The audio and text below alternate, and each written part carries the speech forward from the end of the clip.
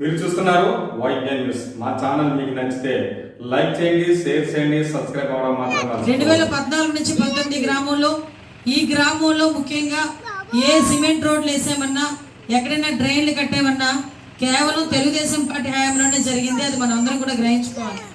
అది కాక ఈ 5 సంవత్సరాల కాలంలో ఒక్క ఛాన్స్ అని చెప్పి మనల్ని కూడా మభ్య పెట్టి మసిపూసి మారడిగా చేసి ఈరోజు జగన్మోహన్ రెడ్డి సీఎం అయిన తర్వాత ఒక్కసారి ఎక్కడో మనకు అనవసరం. మన గ్రామంలో ఏం జరుగుతుందో ఒకసారి ఆలోచన చేసుకోండి.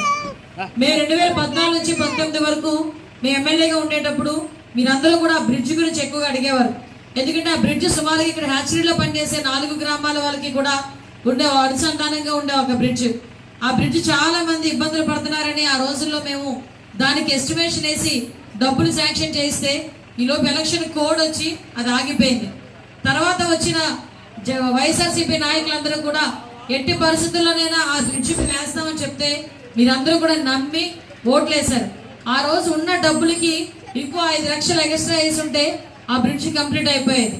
కానీ కనీసం ఆ ఇచ్చిన డబ్బుల్ని కూడా యూటిలైజ్ చేయకుండా వాళ్ళు వేరేగా డబ్బులు తేకుండా ఆ బ్రిడ్జ్ని కూడా కంప్లీట్ చేయకుండా ఈ 5 సంవత్సరాల్లో దౌర్భాగ్యం ఏంటంటే మీరు గెలిపించిన ఎమ్మెల్యే ఏ ఒక్క రోజు కూడా 5 సంవత్సరాల్లో ఈ ఊరు రాకపోవడం అన్నది మీరందరూ కూడా గ్రహించుకోవాలి. మేము అధికారంలో ఉన్నా అధికారంలో లేకపోయినా మేము చాలా సందర్భాల్లో ఈ గ్రామానికి రావడం జరిగింది. నేను ఇక్కడ ఎమ్మెల్యే కాకపోయినప్పటికీ కూడా ఆ రోజు ఇదే టెంపుల్లో మీరందరూ కూర్చొని నాకు బ్రిడ్జ్ గురించి అడిగితే అమ్మ ఎలక్షన్లు అయిన వెంటనే మీరు గెలిపించండి, డెఫినెట్ గా బ్రిడ్జ్ నిర్మాణం చేయించే బాధ్యత నేను తీసుకుంటానని చెప్పి ఆ రోజు మీ అందరికీ కూడా మాట ఇచ్చాం. మేము ఎందుకు చెప్తున్నామంటే ఇంతకు ముందు మేము చేసిన అనుభవం ఉంది, రోడ్లు కానీ డ్రైన్లు కానీ వేసిన అనుభవం ఉంది. డెఫినెట్ గా మేమందరం కూడా ఆ బ్రిడ్జ్ కూడా నిర్మాణానికి మేమే చేయగలము అన్న మేమందరం కూడా చూసాము, అన్ని కూడా జరిగింది, ఎస్టిమేషన్ కూడా వేయించుకున్నాము. డెఫినెట్ గా ఆ బ్రిడ్జ్ నిర్మాణం అన్నది కూడా అతి తొందరలో మన గవర్నమెంట్ వచ్చిన వెంటనే జరుగుతుంది. ఇంకొకటి మీ ఊర్లో అతి ప్రధానమైన సమస్య మంచినీటి సమస్య. ఈ మంచినీటి సమస్య గురించి మాట్లాడుతూ ఉంటే నేను ఇందాక ఒక ఆమె నా మీద అమ్మ మంచినీళ్ళు లేవని చెప్పి కొంచెం గట్టిగానే మాట్లాడింది. నేను ఆవిడని ఏమనలే, ఎందుకంటే నాకు ఒక ఆడదానిగా మంచినీళ్ళు లేకపోతే ఉండే కష్టం ఏంటో నాకు తెలుసు. ఎందుకంటే చాలా సందర్భాల్లో ఆడవాళ్ళు పనులు చేసుకుని ఇంటికి వచ్చిన తర్వాత నీళ్లు లేకపోతే ఆ నీళ్ళకి సపరేట్ గా మళ్ళీ కష్టం పడి ఎన్ని యాతలు పడతారో నాకు తెలుసు. కానీ ఈ గ్రామంలో పరిస్థితి ఏంటిరా అంటే ప్రతి ఒక్క చోట ఇంతకు ముందు ఇక్కడ వాటర్ ట్యాంక్ కట్టించి ఆ వాటర్ ట్యాంక్ ద్వారా కొంచెం నీళ్ళని ఇప్పించిన పరిస్థితి 5 సంవత్సరాల క్రితం మాదే. కానీ ఈ 5 సంవత్సరాల పరిస్థితి ఏంటంటే రోడ్లన్నింటినీ తవ్వేశారు, మేము వేయించిన రోడ్లన్నింటినీ తవ్వేశారు, పైప్ లైన్లు వేశారు. ఇప్పుడు విషయం ఎలా ఉందంటే తల లేకుండా మొండెము కాలు చేతులు కట్టినట్టు ఉంది. తల ఉంటేనే కదా మనిషికి రూపం వచ్చేది. తల లేకుండా మొండెము కాలు చేతులు ఇచ్చేసినంత మాత్రం మనిషి అయిపోతాడా? అదేవిధంగా నీళ్ళు ఇవ్వకపోతే మీరు పైప్ లైన్లు వేస్తే ఉంది, గోతులు తవ్వితే ఉంది, కనెక్షన్లు ఇస్తే ఉంది. నీళ్ళు అంటే ఇవ్వాలి కదా. అంటే ముందు వాటర్ ట్యాంక్ కట్టి ట్యాంక్ లో నీళ్ళు వేసుకున్న తర్వాత ఈ పైప్ లైన్లు అయితే వేసుకొని పైప్ లైన్ల ద్వారా నీళ్ళు ఇచ్చుకోవాలి. అది కాకుండా ఈ రోజు ప్రతి చోట కూడా జల మిషన్ ద్వారా, అది కూడా సెంట్రల్ గవర్నమెంట్ స్కీమ్, ఆ దగ్గర నుంచి మీకు ఏమో వాటర్ పైప్ లైన్లు వేస్తారు, ఒక ఇంటికి కూడా నీళ్లు. ఈరోజు చంద్రబాబు నాయుడు గారు పెట్టిన సూపర్ 6 లో కూడా ఈ రోజు ఇంటింటికి కుళాయి. ఈ రోజు మేము ఎమ్మెల్యేగా ఉండేటప్పుడు 180 కోట్ల రూపాయలు పెట్టి ఉద్దండపురంలో వాటర్ ప్రాజెక్ట్ కట్టాం. ఈ 3 మండలానికి కూడా వాటర్ ఇచ్చేదానికి 180 కోట్లు ఖర్చు పెట్టాం. ఇంకో 10 కోట్లు ఖర్చు పెడితే డెఫినెట్ గా ప్రతి ఇంటింటికి కూడా కుళాయి వచ్చింది. ఈ 5 సంవత్సరాల్లో ఆ ప్రాజెక్ట్కి వెళ్ళి రంగులు వేసుకున్నారు తప్పించి 1 రూపాయి కూడా ఖర్చు పెట్టలేదు, ఒకరికి కూడా నీళ్ళు ఇచ్చిన పాపాన పోలే.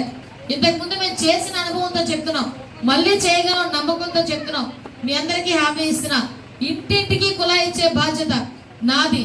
నేను ఎక్కడి నుంచో రాలేదమ్మా, ఏ శ్రీకాకుళం నుంచో విజయనగరం నుంచో నేను రాలేదు. 10 సంవత్సరాలుగా మీ అందరినీ అంటి పెట్టుకునే నేనున్నా. మళ్ళీ మీ ఊరు వస్తా. మీ ఊరు వచ్చినప్పుడు గెలిపించిన తర్వాత మీ ఊరు వచ్చినప్పుడు అమ్మ ఆ రోజు కుళాయిలు వేయిస్తాను ఎందుకు వేయించలేదని మీరు ఎవరైనా నన్ను నిలదీసి అడిగే ఆ ధైర్యం, ఆ హక్కు కూడా మీకు ఇస్తున్నా. ఎందుకంటే పూర్తి బాధ్యతతో నేను చేస్తానని నమ్మకం ఉంది కాబట్టి మీ అందరికీ చెప్తున్నా. దాంతోపాటు మీ అందరికీ తెలుసు సంక్షేమ కార్యక్రమాలు చాలా మంది మీ దగ్గరికి వచ్చి, వాలంటీర్లు లాంటి వాళ్ళు చాలా మంది మీ దగ్గరికి వస్తారు, వచ్చి చంద్రబాబు నాయుడు గారు వస్తే సంక్షేమం తీసేస్తారట. ఏ సంక్షేమం ఇచ్చాడు అసలు? జగన్మోహన్ రెడ్డి ఏ సంక్షేమం ఇచ్చాడు తీసేయడానికి? ఇక్కడ అందరూ చాలా మంది బీసీలే. బీసీ కార్పొరేషన్ మొత్తం తీసి పడేశాడు. బీసీ కార్పొరేషన్ తీసి పడేసడమే కాకుండా బీసీ కార్పొరేషన్ లోన్స్ లేవు. ఈరోజు చంద్రబాబు నాయుడు గారి దయ అంట బీసీ డిక్లరేషన్ ఇచ్చి 50 సంవత్సరాలకే 4,000 రూపాయల పెన్షన్. ఈరోజు జగన్మోహన్ రెడ్డి మేనిఫెస్టో ఇచ్చాడు. 3,000 చేయడానికి 5 సంవత్సరాలు పట్టిందట. 4,000 ఇస్తాడట, కానీ వెంటనే ఇవ్వడట. ఎప్పుడు ఇస్తాడట? 2028లోని 29లోని ఇస్తాడట. ఎందుకు 28లోని 29లోని ఇస్తాడు? మళ్ళీ అప్పుడు ఎలక్షన్లు వస్తాయి కాబట్టి అప్పుడు డబ్బులు ఇస్తాడట. అంతవరకు మాత్రం ఇవ్వడట. కానీ చంద్రబాబు నాయుడు గారు అలా చెప్పలే. ఈ ఏప్రిల్ నెల నుంచే, ఆయన ఇంకా సీఎం కాకముందే ఏప్రిల్ నెల నుంచే మీకు 4,000 రూపాయలు పెన్షన్ అని చెప్పారు. జూలై నెలకు వచ్చేసరికి పెన్షన్ తీసుకునే వాళ్ళు ప్రతి ఒక్కరు కూడా 7,000 రూపాయలు పెన్షన్ తీసుకుంటారు 50 సంవత్సరాలకే. దయచేసి ఇదంతా మీరందరూ కూడా గ్రహించుకోవాలి. ముఖ్యంగా ఆడపిల్లలు ఉన్నారు. ప్రతి ఒక్కరికి కూడా 18 సంవత్సరాలు దాటిన ప్రతి ఆడపిల్లకి ఇంట్లో ఎంతమంది ఉంటే అంతమందికి నెలకి 1,500 రూపాయలు చొప్పున ఒక గవర్నమెంట్ ఉద్యోగస్తులకి నెల అయ్యేసరికి జీతం ఎలా పడుతుందో మీకు నెల అయ్యేసరికి 1,500 రూపాయలు ఎంతమంది ఉంటే అంతమందికి పడుతుంది. అది కాకుండా మీ ఇంట్లో ఎంతమంది చదువుకునే పిల్లలు ఉంటే అంతమందికి కూడా అమ్మకి వందనం కింద 15,000 రూపాయలు అకౌంట్లో పడతాయి. దయచేసి ఇవన్నీ కూడా గ్రహించుకోవాలి. 3 గ్యాస్ సిలిండర్లు ఫ్రీ ఇస్తారు. బస్సు ప్రయాణం ఉచితం ఇస్తారు. ముఖ్యంగా మీరు ఇక్కడ గమనించుకోవాల్సింది ఏంటంటే, నేను ఇందాక వచ్చిన అక్కడి నుంచి చూస్తున్నా, కరెంట్ అయితే ఉంది కానీ వీధి దీపాలు అనుకో. అక్కడ పోల్స్ ఉన్నాయి, వాటి అన్నిటికీ లైట్లు ఉన్నాయి, లైట్లు ఎలాగో. ఏందిరా అంటే పంచాయతీలో డబ్బులు నేడిస్తేనే కదా. పంచాయతీలో డబ్బులు సెంట్రల్ గవర్నమెంట్ నుంచి పడుతున్నాయి. ఇలా పడ్డ వెంటనే లాగేస్తారు దొంగోడు. ఎవరో దొంగోడు? Psycho CM.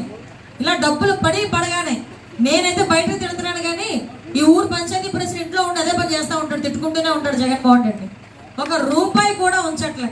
ఈరోజు వీధి లైట్లు వేసుకోవడానికి డబ్బుల్లో, బ్లీచింగ్ చల్లడానికి డబ్బుల్లో, కాలువలు తీయడానికి డబ్బుల్లో, ఇక మీకు మంచినీళ్ళు ఏమి ఇస్తాడు, రోడ్లు ఏమి వేస్తాడు, డ్రైన్స్ ఏమేమి కడతాడు ఒకసారి ఆలోచించండి.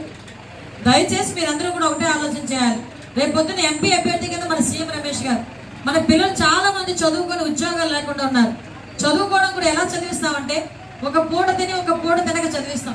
అటువంటి వ్యక్తులందరికీ కూడా ఈరోజు మనందరం కూడా డెఫినెట్ గా వాళ్ళకి అండగా నిలబడాలని నిరుద్యోగ వృత్తి కూడా నెలకి 3,000 రూపాయలు ఆ ఇంటిల పాతికి ఇస్తాం, ఆ ఇంట్లో ఉన్న చదువుకున్న బిడ్డలకి ఇస్తాం.